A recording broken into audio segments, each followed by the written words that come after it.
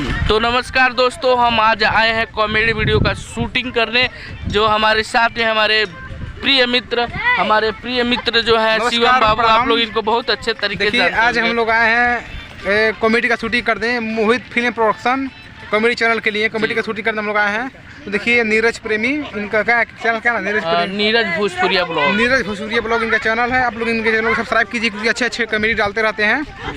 और किसी भी स्टार का शूटिंग हो रहा है, जैसे राधेश्याम रसिया जी का भी हो, उनका भी शूटिंग डाल चुके हैं।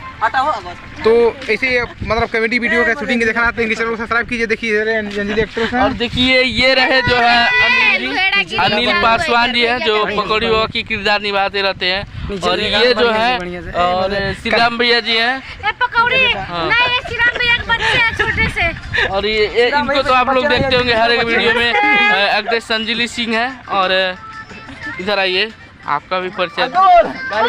इनको तो आपको हम कई वीडियो में आप सभी को परिचय दिए हैं।